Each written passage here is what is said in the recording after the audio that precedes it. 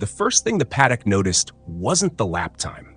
It wasn't the 18th place on the Valencia test sheet. It wasn't even the blue Yamaha fairing cutting across the cold Spanish asphalt. It was the body language. Toprak Razgatlıoğlu didn't walk into Motogp like a rookie. He walked in like a man who had unfinished business with physics itself. Like the sport had insulted him years ago, and he finally returned to collect what was owed. Jack Miller noticed it first, because Miller lives in the cracks where swagger meets survival. He leaned on the Pramac pit wall, arms folded, and whispered the line that would echo across Yamaha's boardrooms for months. This guy's data is going to change everything. Not because Toprak was fast yet, but because he was different. Different in how he braked, different in how he pitched the M1, different in how he forced an inline four to scream in corners it wasn't designed to survive. MotoGP bikes demand precision, flow, geometry, discipline. Toprak demands none of that. He rides like the bike is a living creature he must tame into obedience every lap. WSBK fans call it talent. MotoGP engineers call it nightmare fuel. Yamaha calls it their only hope, because here's the cruel truth. Yamaha has been running from since 2020. The M1 cannot win a horsepower war, ever. Not against Ducati's aerospace brutality, not against KTM's V4 punch, not against Aprilia's hybrid aggression. Yamaha's only weapon is cornering identity, but the modern era erased that advantage. Aero slowed turn-in, Michelin fronts punished chaos, traction electronics favored smooth operators, not wild artists. The script was no longer built for a rider like Toprak, which is exactly why Yamaha needed him. Because the next era, 2027, the 850cc reset Pirelli tires demands creativity, not conformity. And there is no one on earth more creatively violent on a motorcycle than Toprak Razgatlıoğlu. At Valencia, the paddock waited to see if his WSBK swagger would collapse under MotoGP's brutal reality. Instead, the M1 collapsed under him. His first braking marker? 5 meters deeper than Quartararo. His first entry angle? 3 degrees sharper than Miller. His first slide at turn 10? A telemetry spike that made Yamaha's engineers flinch. Toprak didn't adapt to the bike. He forced the bike to adapt to him. Even his mistakes were valuable. His over-rotation in turn 4, his early throttle at turn 12, his lack of Michelin feel mid-corner. These weren't flaws, they were data signatures Yamaha has never seen before. Jack Miller said it best, again, he'll sort things out fast. He always does. Because Toprak's mind isn't built like other riders. He doesn't process grip, he hunts it. He doesn't measure corner radius, he attacks it until the asphalt gives up and lets him through. That is why Yamaha believes they've hired not a rider, but a catalyst. And here's the real sin nobody in the paddock wants to admit out loud. Fabio Quartararo can show Yamaha what the bike lacks. Jack Miller can show Yamaha what the bike does, but only Toprak can show Yamaha what the bike could become. His telemetry will reveal paths nobody else attempts. His braking violence will expose geometry limitations Yamaha has denied for years.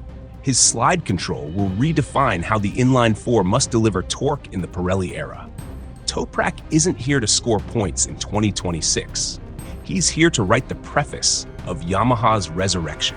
Because when you bring a storm into the garage, you're not asking for clean data.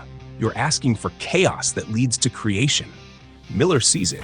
Quartararo fears it. Yamaha engineering worships it. And the grid? They pretend not to notice, but their eyes betray them. The question isn't whether Toprak will succeed. The question is whether the MotoGP grid is ready for a rider who doesn't follow the sport's rules but rewrites them with fire and refusal.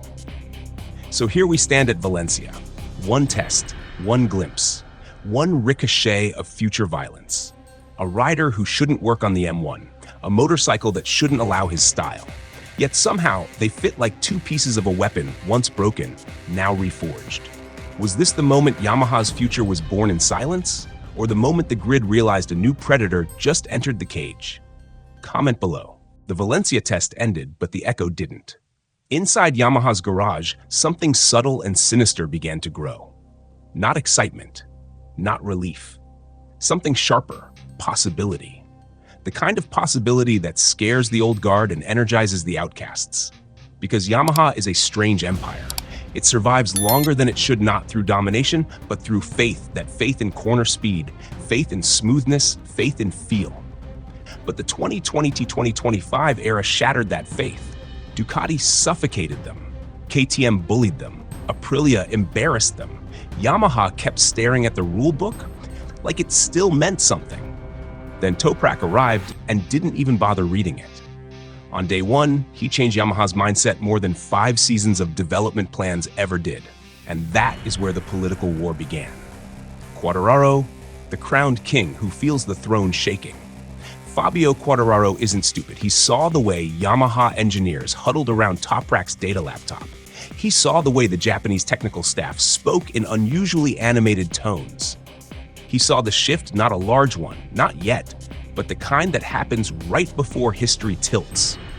Because Quartararo is Yamaha's golden child, their crown jewel, the one who carried them through the worst years with pure talent and reckless belief. But talent is not loyalty, and loyalty is not survival. Fabio has already flirted with Ducati for 2027. He already knows Yamaha's ceiling. He knows the M1 bleeds on straights and dies in battles. But he also knows this. If Toprak unlocks something in the M1 that he couldn't, Fabio loses leverage, status, and the psychological high ground. And riders hate losing any of those more than they hate losing races. Fabio isn't threatened by Toprak the rider. He's threatened by Toprak the system disruptor, a man who forces Yamaha to rethink every assumption, a man who isn't here to protect tradition, a man who has zero interest in diplomacy. When Fabio asked a quiet question about Toprak's braking markers, Yamaha replied with something he never hears. "We've never seen this before." Those words land like bullets. Jack Miller, the translator between worlds. Jack Miller is the bridge Yamaha never had. He understands Motogp aggression. He understands WSBK chaos. He understands the value of unpredictability. Miller doesn't ride with elegance. He rides with intention. He's the kind of racer who will burn a rear tire just to see if a new line exists. He's the kind of teammate who can handle being slapped in the face by someone else's brilliance. So Miller watches Toprak and doesn't flinch. He smiles, because Miller knows what's coming long before Yamaha management does. The M1 will have to be rebuilt around violence, not politeness. And he wants that. Because Miller's biggest frustration with Ducati, KTM, and even Honda at times was simple: too much engineering authority, not enough rider chaos. Toprak brings chaos, and Miller knows chaos produces breakthroughs. He'll sort things out fast, he said, not as praise but as prophecy. He knows Toprak will fail at Michelin grip within the first races. He knows Toprak will over-rotate the bike. He knows Toprak will stress the front tire too early. But Miller also knows this: Toprak learns pain faster than most learn success. His style isn't reckless, it's deliberate madness. And Yamaha hasn't built around madness since the Lorenzo Rossi wars. Yamaha engineering, the awakening behind closed doors. Yamaha's engineering department has been drowning. Every season, they bring updates that fix symptoms, not diseases. Small aero tweaks, minor torque reshaping, improved engine braking. Marginal gains that mean nothing when Ducati unloads a new whole-shot device that looks like it belongs on a fighter jet. But Toprak's data? It isn't marginal. It isn't polite. It is revolutionary. His braking pressure curve is a cliff. His lean angle commitment is an insult to Michelin safety margins. His exit throttle delivery is something the M1 ECU wasn't calibrated to allow. Yamaha's problem has always been this: they build a bike for predictable geniuses. Toprak is an unpredictable genius that forces engineers into a place they fear but desperately need: innovation fueled by discomfort. With Toprak, the M1 evolves not by philosophy, but by necessity. Because if the bike can't handle his style, then the bike must change, not him. The political trigger: 2027. Everyone in Motogp knows the truth. Yamaha hides. The 2027 reset is their final chance. The inline four won't survive otherwise. The aero war won't save them. Michelin won't be around to cover their deficits. Everything changes. And when everything changes, Creativity becomes the ultimate currency.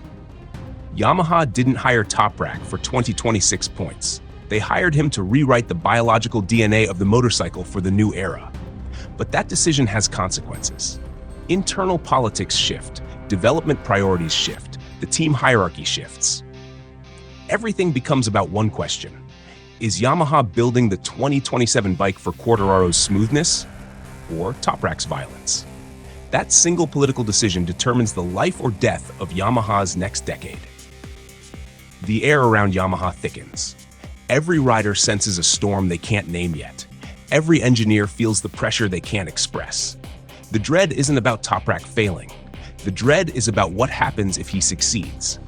Because if he does, Yamaha must confront the truth they've denied for years. Their future is not smooth. Their salvation is chaos. Toprak is not Yamaha's gamble. He is Yamaha's last weapon. If they build around him, they might survive 2027. If they build around Fabio, they remain a nostalgic museum piece. If they try to satisfy both, they lose both. Toprak doesn't represent a fork in the road. He is the road, a violent, unstable, unpredictable road, but still the only road that leads forward. Mark dictates the present. Bezzecchi threatens the immediate future. Acosta looms as the next generation storm. And Yamaha? They finally have their blade. The question is whether they have the stomach to cut with it. Does Yamaha have the courage to burn their past and build the 2027 monster around Toprak's chaos? Or will they collapse again under the comfort of old habits? The time will tell us. Comment below. Subscribe for more savage breakdowns.